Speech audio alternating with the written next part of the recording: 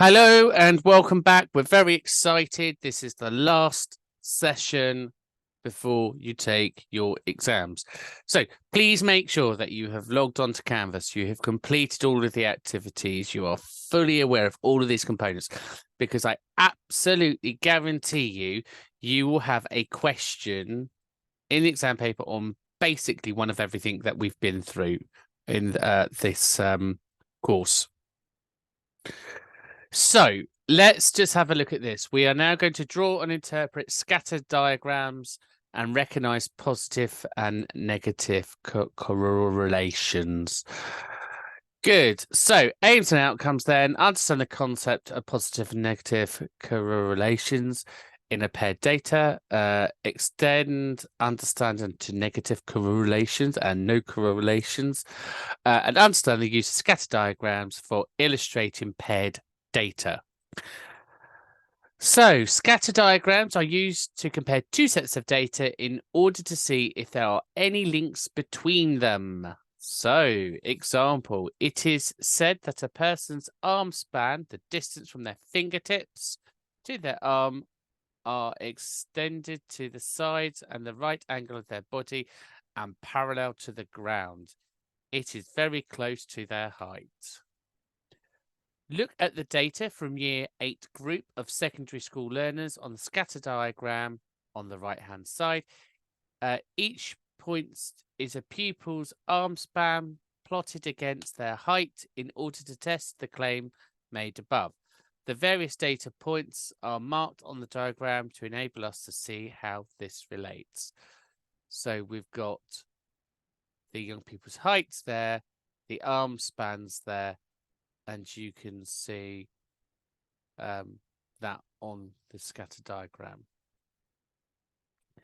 This does seem to indicate that there is evidence to support this. Okay, good, because again, you can see most of those do come up. So if we go there to there, if we go there to there, it all looks roughly the same. We say there are two quantities. The arm span and the height are positively correlated. The scatter diagram, some quantities do not have a positive correlation. See the graph below. They show the relationships in a vocabulary test for a group of Year 6 learners between time spent revising and the number of wrong answers. So time spent revising and number of wrong answers. So again, those that have spent the less time have got the most wrong. Here it starts to get a bit more tricky because again, you can see there's a difference there in wrong answers, but those that have spent the most amount of time had the least incorrect. The arrangements from the point of the scattergram suggest strong negative correlations. They would probably be positive correlation between the number of right answers and the time spent revising. Correlation is the measure of how closely linked the two sets are. So, descriptions of correlation. So here, a value that is outside the norm range and the data is called an outliner. So here we've got strong negative correlations, weak negative correlations, no correlations, it's all over the place. Weak positive correlations, so you've got kind of 2 or 3 lines.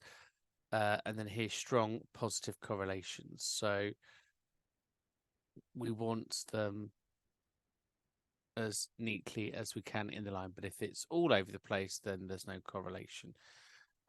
Is there a connection between ice cream sales and the temperature? The data shows from below.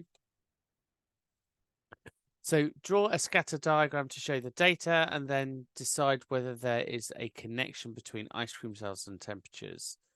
The scatter graph of this data should clearly show that there is a positive correlation, that all data points are between the two strength lines and added that enclosed to all the points. We can also draw a line that best fits, so shows here in the red that it has a close possible connection. So the aim of this session was to understand the connection between positive correlations and paired data, extend understanding of negative correlations, and understand the use of your scatter graphs. Please now practice your skills with the activities and test your knowledge. And congratulations, that is the end of the class. Please make sure you watch the videos on taking the exams. And again, please make sure that you go down below to look at booking your maths exam.